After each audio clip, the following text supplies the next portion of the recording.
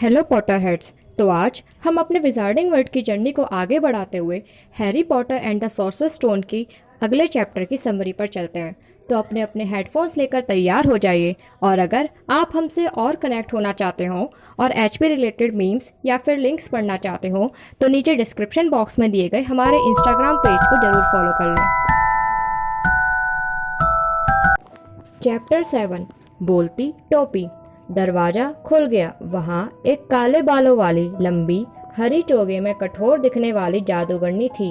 Hagrid बोला, professor McGonagall, first year के बच्चे आ गए हैं। वे बोली, थैंक्स हैग्रिड, अब आगे इन्हें मैं ले जाऊंगी। प्रवेश हॉल बहुत ही बड़ा था और इतना ऊंचा था कि छत तो दिख ही नहीं रही थी। बच्चे उनके पीछे चल दिए और वे उन्हें एक छोटे कमरे में ले गईं। फिर बोली, हॉगवर्ट्स में आपका स्वागत है। बड़े हॉल में जाते ही आपको अपने हाउस के लिए चुना जाएगा। आपका हाउस आपके परिवार की तरह होगा। कुल 4 हाउस हैं, गरुड़ द्वार, मेहनतकश, चीलघात और नागशक्ति। आपको अच्छे काम करने पर आपके हाउस को पॉइंट दिए जाएंगे और नियम तोड़ने पर आपके पॉइंट्स काटे जाएंगे। साल के अंत में सबसे ज्यादा पॉइंट्स वाले हाउस को हाउस कप दिया जाएगा। चुनने की रस्म पूरे स्कूल के सामने कुछ ही मिनटों में होगी। हैरी ने रॉन से पूछा, हमें हाउस के लिए कैसे चुना जाएगा? तब रॉन बोला कि फ्रेड ने उसे बताया था कि कोई इम्तिहान होगा। हैरी अब डर रहा था कि पूरे स्कूल के सामने इम्तिहान। सभी बच्चे डर से चुप थे। सिर्फ हरमाइनी ग्रेंजर अपने याद किए हुए मंत्र दोहरा रही थी। अचानक से सभी बच्चे चीखे। लगभग 20 सफेद भूत पिछली दीवार से तैरते हुए अंदर आ गए थे। वे पारदर्शी थे और आपस में एक पिविस नाम के भूत को माफ करने या सजा देने की बात कर रहे थे। जब तक प्रोफेसर मैकगोनागल बोली, अब चलिए, चुनने की रस्म शुरू होने वाली है। अब बच्चे बड़े हॉल में आ गए थे, जहां हजारों मोमबत्तियां जल रही थी और हवा में लटक रही थी। 4 लंबी टेबल पर विद्यार्थी बैठे हुए थे और सामने एक लंबी टेबल थी जहां टीचर्स बैठे थे। हैरी ने ऊपर देखा। काला आसमान सितारों से भरा था। उसने सुना हरमाइनी ग्रेंजर फुसफुसा रही थी, इस पर जादू किया गया है ताकि यह बाहर के आसमान की तरह दिखे।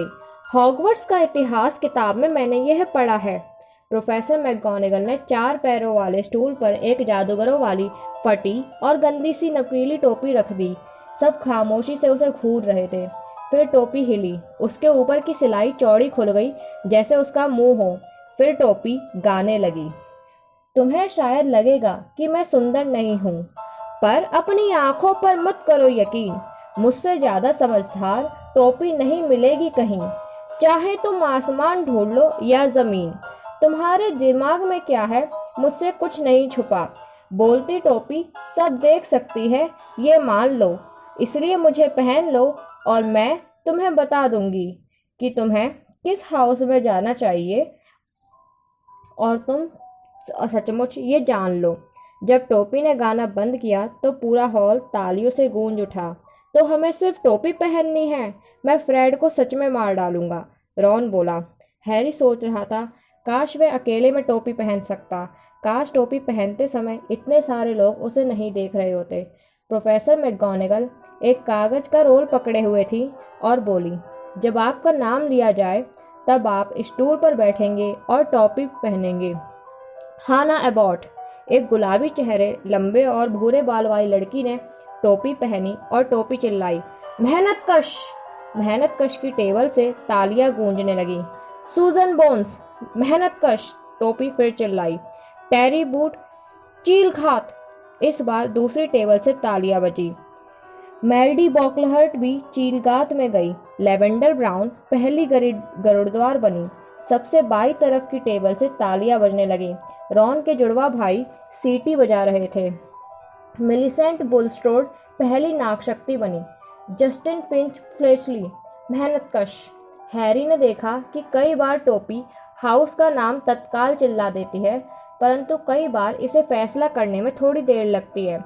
सीमस फिनिगन, जो लाइन में हैरी के आगे खड़ा था, वो स्टूल पर 1 मिनट तक बैठा रहा और इसके बाद टोपी ने गरुड़द्वार के लिए चुना। हरमाइनी ग्रेंजर, टोपी गरुड़द्वार चिल्लाई। रॉन के मुंह से आह निकल गई। हैरी के मन में भयानक विचार आया, क्या होगा अगर उसे चुना न जाए और उसे वापस में ट्रेन में बैठाकर घर रवाना कर दिया जाए। नेविल लॉन्गबॉटम का नाम लिया गया तो वह स्टूल तक जाते समय गिर पड़ा।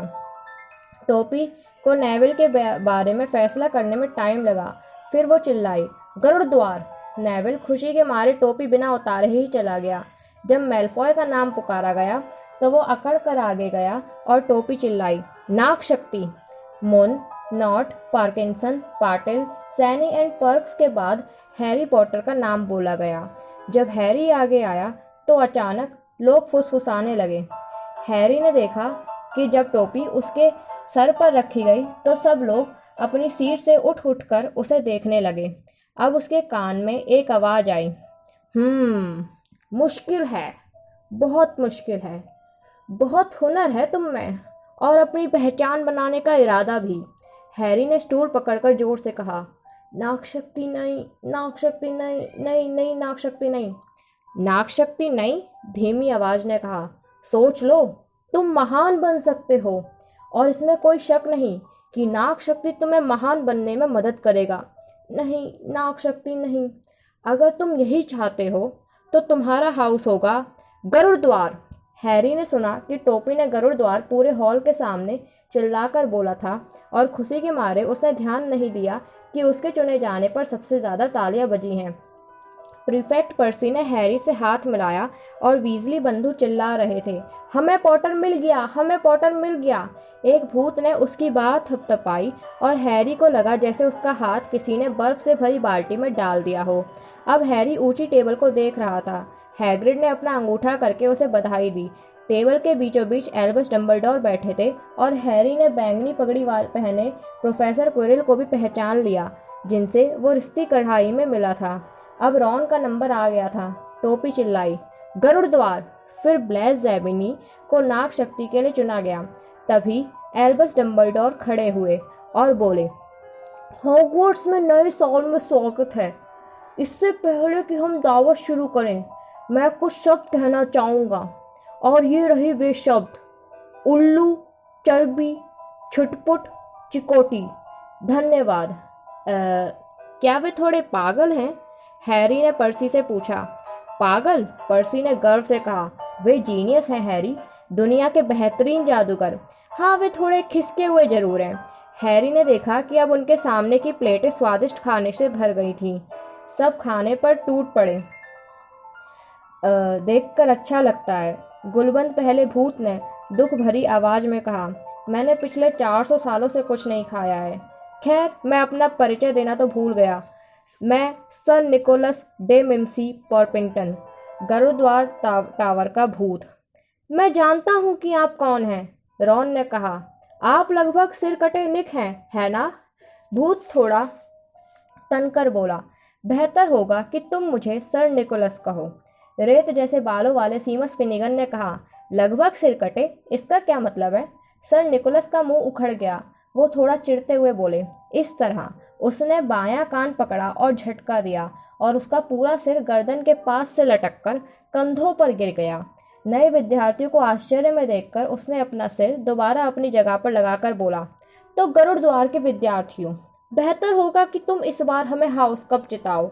नाक शक्ति पिछले 6 सालों से गरुड़ द्वार को हराता हुआ आ रहा है। अब खूनी नवाब को झेलना मुश्किल हो गया है।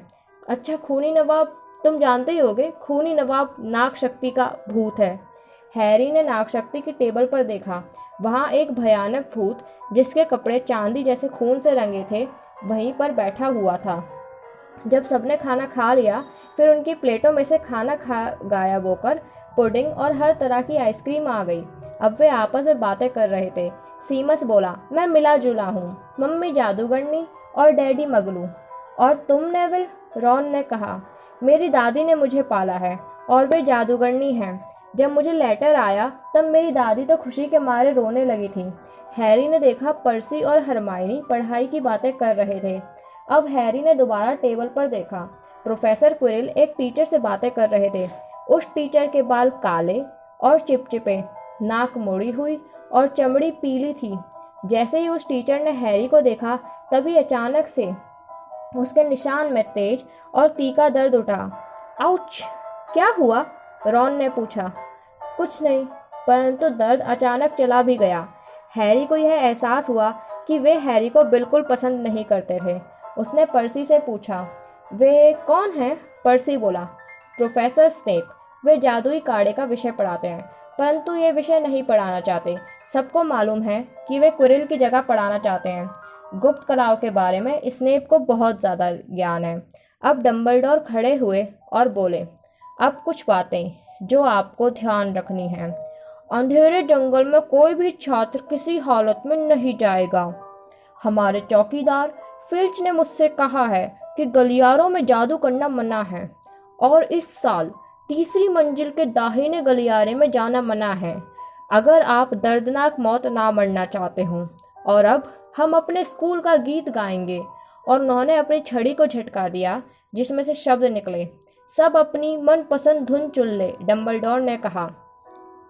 हॉगवर्ट्स हॉगवर्ट्स हॉगी वॉटी हॉगवर्ट्स, हमें कुछ सिखाओ मेहरबानी करके, चाहे हम बूढ़े और गंजे हो या छिले घुटनों वाले लड़के। हमारे सिर में तुम भर दो थोड़ा दिलचस्प ज्ञान, क्योंकि अभी हमारी खोपड़ी में सिर्फ हवा भरी है और है मरी मक्खियों तथा कचरे जैसा सामान। हमें सिखाओ जानने लायक चीजें, याद दिलाओ जो हम हैं भूल चुके। अपनी बेहतरीन कोशिश करो, बाकी हम कर लेंगे और सीखेंगे जब तक कि हमारा दिमाग ना पक जाए। सबने तालियां बजाईं और सब चल दिए। गरुड़द्वार के विद्यार्थी पर्सी के पीछे संगमरमर की सीढ़ियों पर चढ़ रहे थे और इतने थके हुए थे कि वे ये भी ध्यान नहीं दिया कि तस्वीरों में बैठे लोग कानाफूसी कर रहे हैं। तभी उनका रास्ता पिविस नाम के भूत ने लकड़ियों के गट्ठर फेंकते हुए रोक दिया, जिसे पर्सी ने खूनी नवाब का डर दिखाकर भगाया। फिर उसने उन्हें बताया कि तुम्हें पिविस से बचकर रहना होगा, उसे सिर्फ खूनी नवाब ही सुधार सकता है। लो, हम पहुंच गए। वहां एक मोटी औरत की तस्वीर लगी थी जो बोली, पासवर्ड कैपर्ट ड्रैकोनस। पर्सी ने कहा। तस्वीर झुक गई और दीवार में छेद हो गया। वे गरुड़द्वार हॉल में पहुंच गए थे, जो कि गद्देदार कुर्सियों से भरा शानदार कमरा था। लड़कियों के उनके कमरे और लड़कों को उनके कमरों में भेज दिया गया था। हैरी को इतनी नींद आ रही थी कि वह तुरंत ही सो गया, पर उसे एक अजीब सा सपना आया, जिसमें वो अपने सिर पर क्विरिल की पगड़ी लगाए हुए था, जो उससे बोल रही थी कि उसे तुरंत नागशक्ति में जाना होगा। और फिर वो पगड़ी मैलफॉय और स्नेप में बदल गई। लेकिन अगली सुबह जब हैरी उठा तो अपने सपने को पूरी तरह भूल चुका था।